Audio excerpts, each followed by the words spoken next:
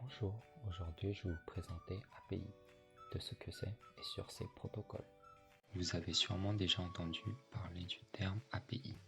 Si vous êtes un gourou de l'informatique, vous savez sûrement ce sujet mieux que moi. Si vous n'aviez aucune idée de ce que c'est, ou une idée très vaste, je vais vous présenter brièvement de ce que c'est dans la suite de cette vidéo. API est un acronyme, Application Programming Interface. Cela ne vous apprend sûrement rien juste avec cette définition exacte. Néanmoins, maintenant vous le savez, donc la prochaine fois vous pouvez vous frimer devant vos potes. Aujourd'hui, le monde est rempli d'API, dans les voitures, sur le web, dans les jeux, dans les applications de l'entreprise ou encore dans nos téléphones. Et j'en passe.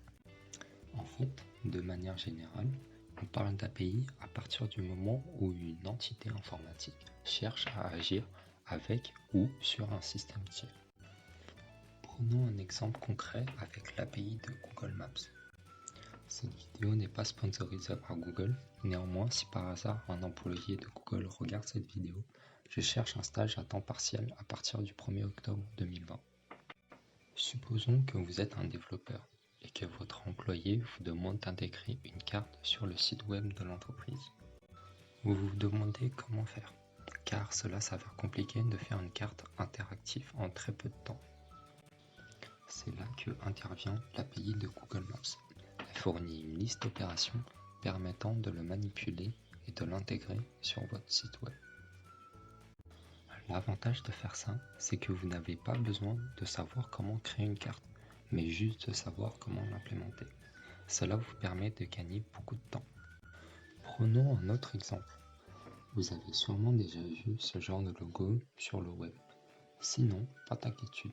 Regardez en bas de la vidéo, cliquez sur partager et vous verrez une liste déroulante avec des logos comme Facebook ou Twitter. Cette fonctionnalité permet de partager cette vidéo sur votre réseau social préféré et elle utilise des API. Sans les API, cette fonctionnalité devient alors presque impossible. Maintenant que vous connaissez les bases d'un API, voyons les choses un peu plus loin. Dans la suite de cette vidéo, je vais vous présenter les différents protocoles d'API, leurs différences et leurs histoires. Si vous avez bien suivi la première partie de cette vidéo, je vous ai dit que lorsqu'un API agit avec ou sur un système tiers, il y a alors un échange de données. En informatique, cela se nomme protocole. Un protocole est un ensemble de règles qui régissent sur les échanges de données ou le comportement collectif d'un processus ou d'un ordinateur. Dans les protocoles en informatique, nous avons les protocoles réseau, TCP/IP, qui régit l'Internet, HTTP pour les sites web, et les crypto-monnaies sont aussi des protocoles visant à faire fonctionner une monnaie électronique. Bref, il existe encore d'autres protocoles sur l'informatique. Malheureusement, le monde de l'informatique est trop vaste pour pouvoir le résumer en 10 minutes. Alors revenons sur nos moutons, les API. Dans les API, il existe deux protocoles, le swap et le REST. Les deux ont été conçus pour répondre au même problème. Comment accéder à des services web? Vous vous demandez pourquoi il en existe deux? C'est plutôt simple. Le monde est en constante évolution, les personnes n'arrêtent pas d'innover pour faciliter la vie d'autrui. Prenons un exemple pour illustrer. Pour faire du feu, nous avons besoin d'utiliser soit des allumettes, soit un briquet. Bien que ces deux objets ont été inventés au même moment, une partie de la population préfère utiliser des allumettes, d'autres un briquet. C'est pareil pour swap et rest. Swap est de la vieille école et rest est le nouveau venu.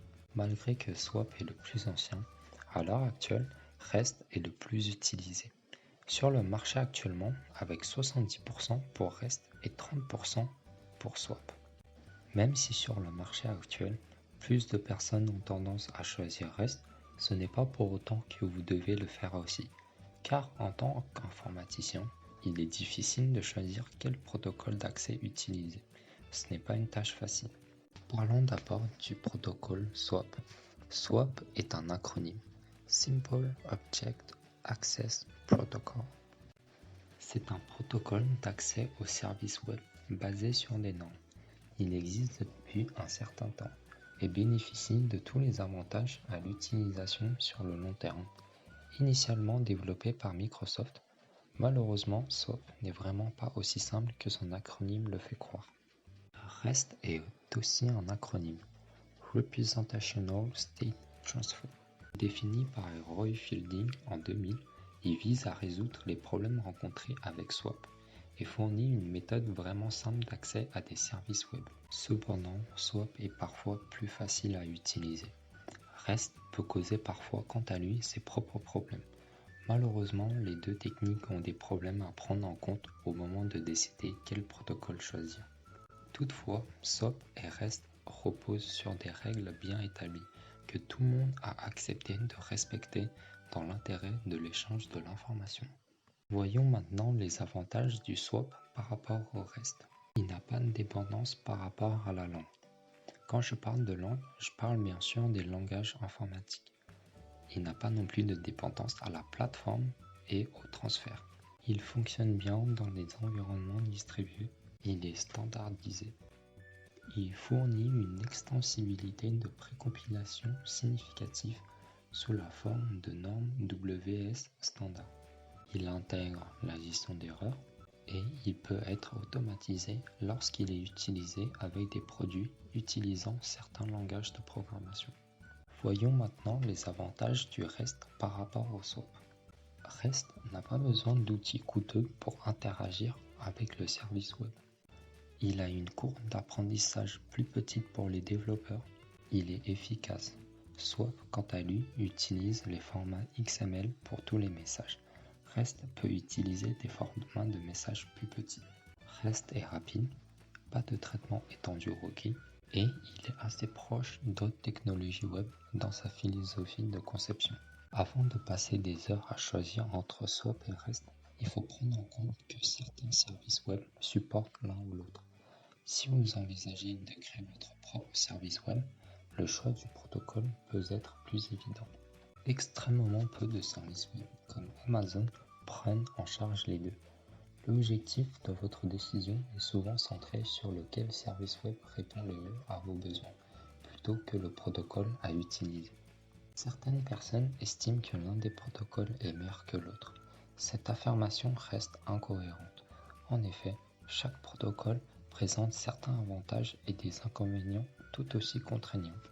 Vous devez choisir entre SOAP et REST en vous basant sur le langage de programmation que vous utilisez, l'environnement dans lequel vous l'utilisez, ainsi que les exigences de l'application. Parfois, SOAP est un meilleur choix et d'autres fois, c'est REST qui l'est.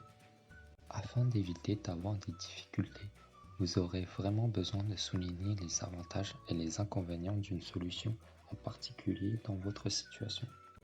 Merci de m'avoir écouté, en espérant que cette vidéo vous aurait été utile. À bientôt!